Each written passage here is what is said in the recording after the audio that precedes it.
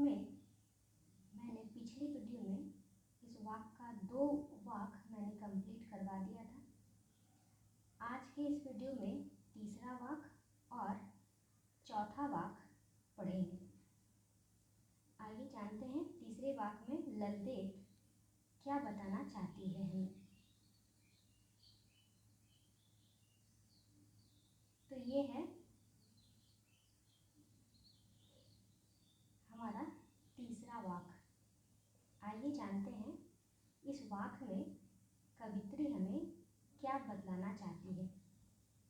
पहले मैं वाक्य को पढ़ूंगी, आप लोग ध्यानपूर्वक सुने और फिर मैं इसकी व्याख्या करूंगी।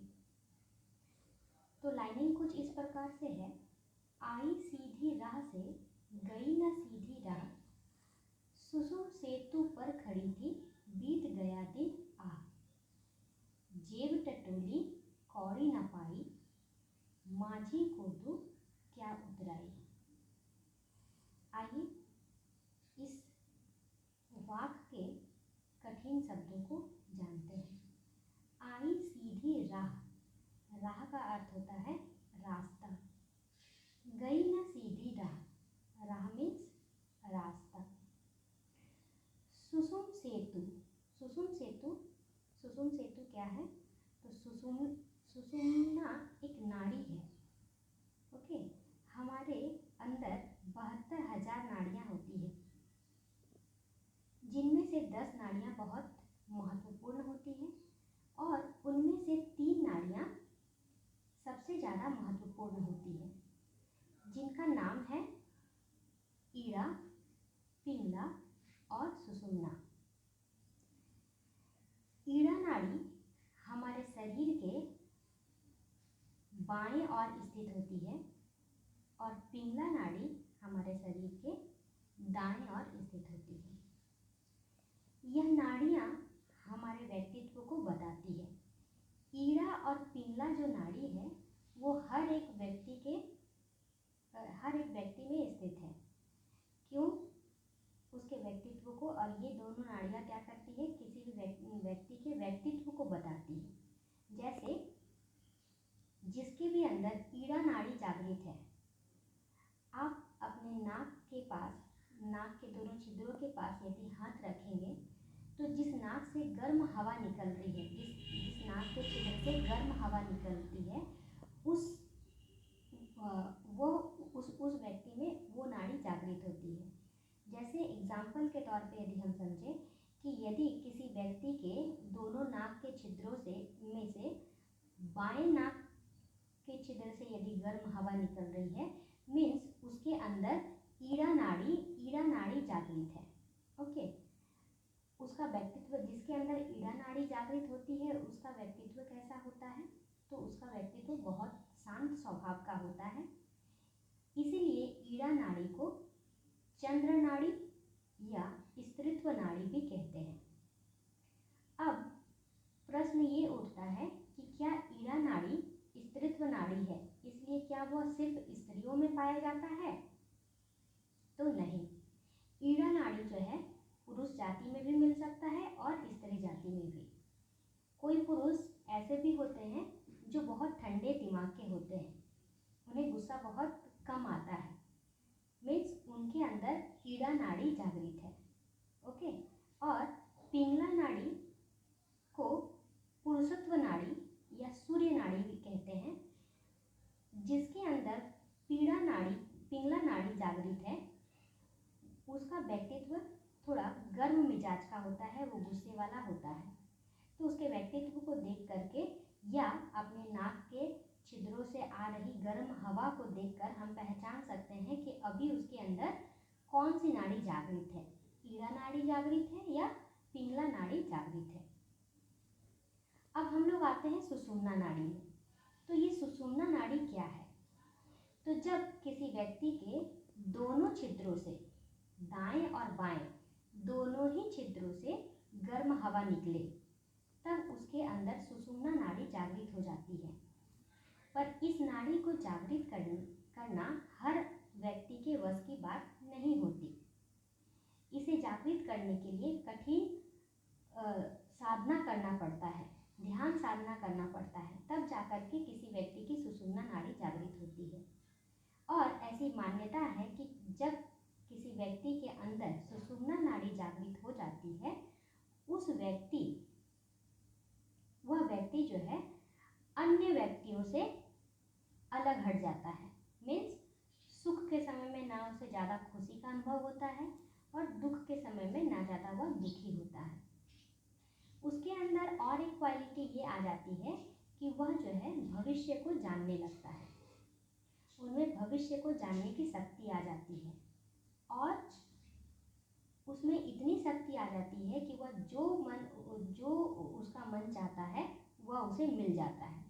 जिसकी वह आकांक्षा और जिसकी वह इच्छा रखता है वह इच्छा उसकी पूरी होती है, जिसके अंदर सुषुम्ना नाड़ी जागृत हो जाती है उसके अंदर। और यही कारण है कि बहुत सारे संत, साधु संत जो है वो अपने सुषुम्ना नाड़ी को जागृत करने में लग जाते हैं। तो आइए जानते हैं कि आखिर यहाँ पर सुषुम्ना नाड़ी के बारे में कवित्री ने हमें क्यों बताया है। ओके, आई होप आप लोगों को मालूम चल गया होगा ईड़ा नाड़ी क्या है, पिंगला नाड़ी क्या है और सुषुम्ना नाड़ी क्या है। इतना याद रखना है कि सुषुम्ना नाड़ी जो है वह एक ऐसी नाड़ी है जिसके जागृत होने से व्यक्ति जो है अन्य व्यक्तियों की तुलना से परे हट जाता है। उनके अंदर कुछ ऐसी शक्तियाँ आ जाती हैं जिससे वह भविष्य को जानने लगता है और अपनी सारी इच्छाएं वह पूरी कर सकता है। ठीक है, आइए अब लाइनिंग पे चलते हैं। तो सुषुम सेतु पर खड़ी थी, बीत गया दिन आह, जेब टटोली। यहाँ पर जेब का अर्थ है अंतर आत्मा, अपनी भीतरी आत्मा। ठीक है, यहाँ पर जेब का मतलब पैकेट नहीं जिसमें पैसा रखते हैं, वो जेब नहीं है। यहाँ जेब किसका प्रतीक है? अपने अंतर आत्मा का प्रतीक है। ठीक है, कौड़ी का मतलब तो होता है पैसा, पर यहाँ पर कौड़ी का मतलब पैसा नहीं बल्कि अच्छे कर्म को कहा गया है। कौड़ी किसका प्रतीक है? अच्छे कर्म का प्रतीक है। ठीक है, माझी शब्द, माझी किसको कहते हैं? जब कोई व्यक्ति गंगा या नदी को पार करवाता है तो उसको कहते हैं माझी, जो नाव चलाता है। पर यहाँ पर माझी शब्द किसका प्रतीक है? ईश्वर का प्रतीक है। माझी शब्द किसका प्रतीक है? ईश्वर का। ओके, को दूं क्या उतराई।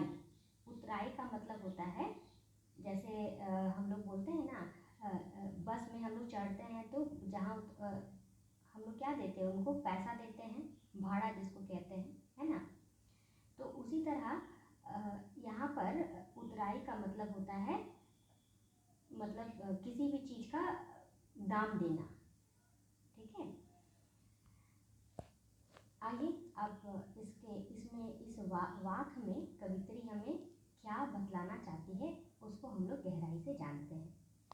तो यहाँ पर कवित्री कहती है, आई सीधी राह से गई ना सीधी राह। कवित्री कहती है कि ईश्वर ने मुझे सीधे रास्ते से भेजा था।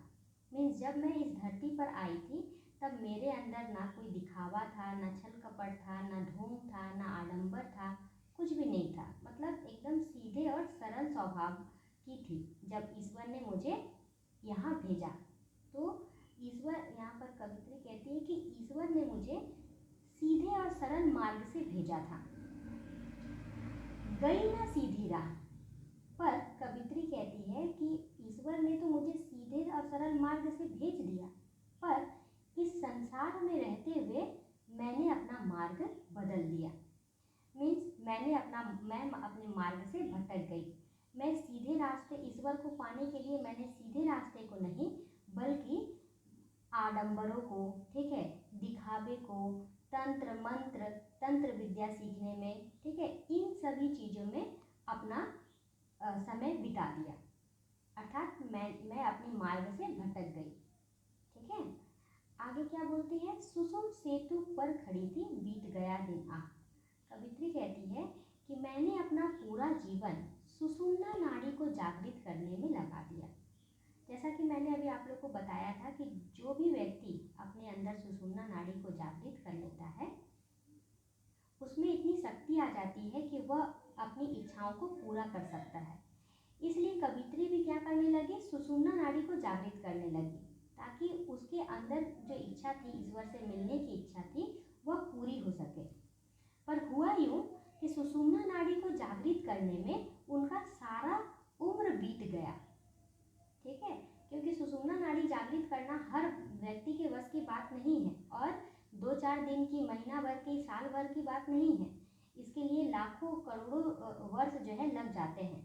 किसी किसी व्यक्ति को कई कई साल लग जाते हैं इसे जागृत करने में। तो कवित्री भी सुषुम्ना नाड़ी को जब जागृत करने की इच्छा उसके मन में थी तो उन्होंने अपना पूरा जीवन सुषुम्ना नाड़ी को ही जागृत करने में लगा दिया। हुआ यूँ कि उनकी सुषुम्ना नाड़ी तो जागृत हुई नहीं और साथ ही उसे ईश्वर की भी प्राप्ति नहीं हुई और साथ ही साथ उनकी उम्र बीत गई, पूरा उम्र बीत गया। अब जो है उनकी अंतिम समय चल रही थी, उनके जीवन की अंतिम समय चल रही थी। यही चीज़ कवित्री को बहुत खटकती है कि ईश्वर ने तो मुझे सीधे रास्ते से भेजा था पर मैंने ही अपना मार्ग बदलकर ये तंत्र विद्या में, ध्यान साधना में जैसे कठिन मार्ग को मैंने अपना लिया और सुषुम्ना नाड़ी को जागृत करने में मैंने अपना पूरा जीवन बिता दिया। अब क्या बोलती है, जेब टटोली कौड़ी न पाई, माझी को तो क्या उतराई।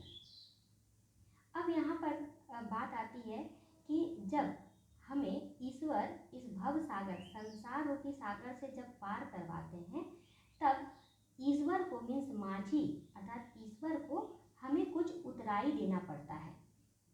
ठीक है, कुछ उतराई देना मतलब कुछ भाड़ा देना पड़ता है। जैसे आप लोगों को मैंने बताया कि यदि कोई नाविक जो नाव चलाता है वो आपको गंगा पार करवाएगा तो आप तो उसे कुछ देंगे, 10 रुपये 20 रुपये जो भी उसका भाड़ा होता है वो तो आप देंगे। ठीक है, ठीक उसी प्रकार भव सागर, इस संसार रूपी सागर को पार करवाने वाले ईश्वर को भी कुछ उतराई देना पड़ता है।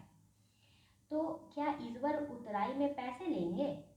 जैसे कि वो एक गंगा नदी पार करवाने वाला एक नाविक को हम पैसे देते हैं, 10 रुपये 20 रुपये जो भी उसका भाड़ा होता है वो देते हैं। पर एक ईश्वर को हम पैसे तो नहीं दे सकते हैं। ईश्वर क्या लेते हैं हमसे? ईश्वर हमसे अच्छे कर्म लेते हैं। तो कवित्री यहाँ कहती है कि मैंने तो अपना पूरा जीवन सुषुम्ना नाड़ी को जागृत करने में लगा दिया। मैंने तो अपने पूरे जीवन में कोई भी अच्छे कर्म नहीं किए। मीन्स ना, अच्छे कर्म का मतलब क्या होता है? ना ही मैंने दान पुण्य किया, ना किसी की मदद की, ना ही किसी से प्रेम किया।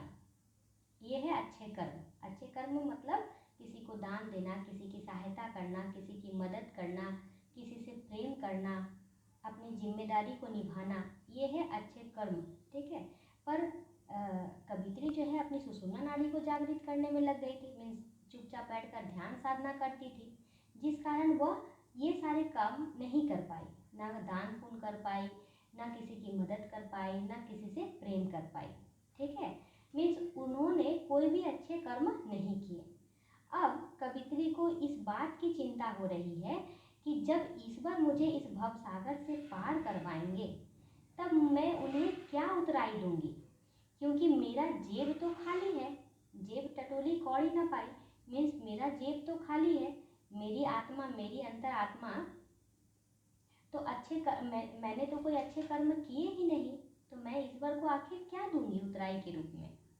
इस बात की चिंता जो है कवित्री को सताती है। तो इस वाक्य के जरिए हमें कवित्री यह बताना चाहती है कि हमें ईश्वर को पाने के लिए सरल मार्ग को अपनाना चाहिए। ठीक है, ध्यान साधना, तंत्र विद्या, ये इन सभी जो पंजरों में नहीं फंसना चाहिए। ठीक है, हमें अपनी क्योंकि वो बता रही है कि मैं तो फंस चुकी हूँ, मैंने तो अपना सुषुम्ना नाड़ी जागृत करने में मैंने पूरा जीवन बिता दिया। मैंने कोई भी अच्छे कर्म नहीं किए, ना किसी से प्रेम किया, ना किसी को दान दिया, ना किसी की सहायता की, ना किसी की मदद की। मैंने तो कोई भी अच्छा कर्म नहीं किया। और कहती है कि जब इस भवसागर से ईश्वर हमें पार करवाते हैं तब वो हमसे सिर्फ अच्छे कर्म मांगते हैं। और यदि कोई व्यक्ति इन सभी साधनाओं में, ध्यान साधना में, तंत्र विद्या को जागृत करने में यदि लग जाता है तो वह अच्छा कर्म नहीं कर पाता और वह उस समय ईश्वर को उसके पास देने के लिए कुछ नहीं बचता। इसलिए कवित्री हमें यह सीख देती है इस वाक्य से कि हमें जो है अच्छे कर्म, मतलब दूसरे से प्रेम करना चाहिए, दूसरों को की मदद करनी चाहिए, ये सारे अच्छे कर्म जो है हमें करने चाहिए। ठीक है, आई होप आप लोग को थर्ड वाक्य समझ में आया होगा। एक बार मैं फिर से एक बार रिपीट कर दे रही हूँ। आई सीधी राह से गई ना सीधी राह, अर्थात कवित्री कहती है कि ईश्वर ने हमें सीधे और सरल मार्ग से इस धरती पर भेजा था, पर इस धरती पे आते ही मैंने अपना मार्ग बदल दिया, मैंने कठिन मार्ग को चुन लिया। गई ना सीधी राह, मैंने कठिन मार्ग को चुन लिया, मैं अपने मार्ग से भटक गई। सुषुम सेतु पर खड़ी थी, बीत गया दिन आह, मैंने अपना पूरा जीवन सुषुम्ना नाड़ी को जागृत करने में लगा दिया और अब इस समय मेरी जीवन की सारी उम्र मेरी बीत गई है। अब मेरे जीवन की अंतिम समय आ गई है। जेब टटोली कौड़ी न पाई, और जब मैं अपनी अंतरात्मा में झांकती हूँ तो मुझे कोई भी अच्छे कर्म नजर नहीं आते और मुझे इस बात की चिंता सता रही है कि जब ईश्वर, माझी अर्थात ईश्वर, मुझे इस भव सागर से पार करेंगे, इस संसार रूपी सागर से पार करवाएंगे तो मैं उन्हें उत्तराई के रूप में क्या दूंगी। इस बात की चिंता कवित्री को सता रही है। ठीक है, आगे चलते हैं। आगे है हमारा अंतिम वाक्य, चौथा वाक्य, जिसमें हमें कवित्री क्या बताती है ये देखते हैं। थल थल में बसता है शिव ही, भेद न कर क्या हिंदू मुसलमान, ज्ञानी है तो स्वयं को जान, यही है साहिब से पहचान। अब जो है कवित्री कि थल थल, थल थल मीन्स कण कण में, हर जगह। ठीक है, बसता है शिव, शिव यहाँ पर ईश्वर का प्रतीक है। शिव किसे कहा गया है? ईश्वर को। ठीक है, तो थल थल में बसता है शिव, शिव मीन्स ईश्वर और थल थल मीन्स प्रत्येक स्थान पर।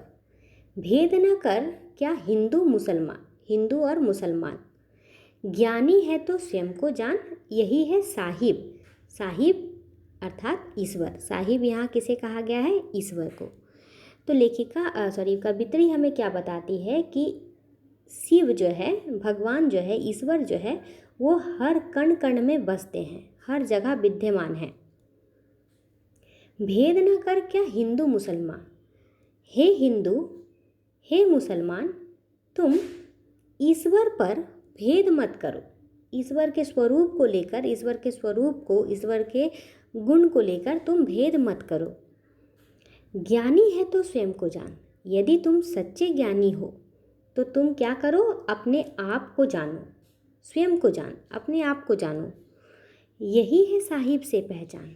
कवित्री कहती है कि यदि तुम सच्चे ज्ञानी हो तो अपने आप को जानो, और जिस दिन तुम अपने आप को जान जाओगे उसी दिन तुम सच्चे साहिब, सच्चे ईश्वर की प्राप्ति तुम्हें हो जाएगी। यही है साहिब से पहचान। तुम जिस दिन अपने आप को जान जाओगे उस दिन तुम्हें सच्चे ईश्वर की प्राप्ति होगी, उस दिन तुम ईश्वर को पहचान लोगे। क्यों ऐसा कहती है? क्योंकि ईश्वर जो है हमारे अंदर ही निवास करते हैं। इसलिए कवित्री हमें यह बताती है कि हमें इन भेदभाव में न उलझकर हमें अपने आप को जानना चाहिए, हमें अपने आप में ही ईश्वर को खोजना चाहिए। और जो इंसान अपने आप को समझने लगता है वही व्यक्ति जो है, जो व्यक्ति अपने आप को समझने लगता है वही व्यक्ति सही मायने में सच्चे ईश्वर को पा सकता है।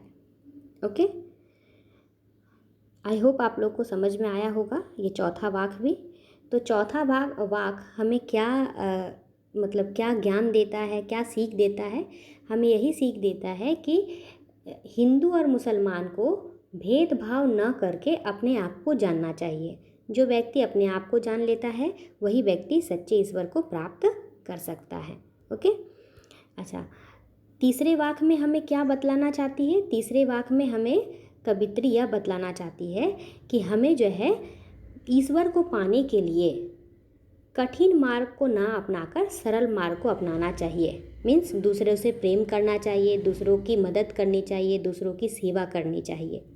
तभी जा कर के हम भव सागर को पार करवाने वाले ईश्वर को उत्तराई के रूप में कुछ दे पाएंगे, नहीं तो हमारे पास कुछ भी नहीं बचेगा ईश्वर को देने के लिए। दूसरे वाक्य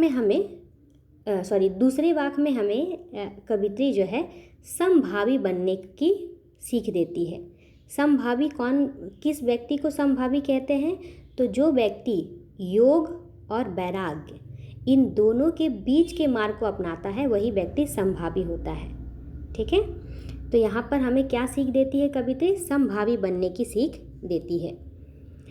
और पहले वाक्य का क्या उद्देश्य है? पहले वाक्य का उद्देश्य है कि हमें जो है क्या करना चाहिए? रस्सी कच्चे धागे की खींच रही मैं नाव, जाने कब सुन मेरी पुकार, करे देव भवसागर पार। मीन्स हमें जो है सच्चा प्रयास करना चाहिए, ऐसा प्रयास करना चाहिए जिससे हमें ईश्वर की प्राप्ति हो पाए। ठीक है, ये सीख जो है यह उद्देश्य कवित्री का रहा है। तो आप लोग इस वीडियो को 2 बार 4 बार देखिए और इसके अर्थ को समझने की कोशिश कीजिए। ओके, तो आज का वीडियो यहीं पे मैं समाप्त करती हूँ। बाय बाय बच्चों।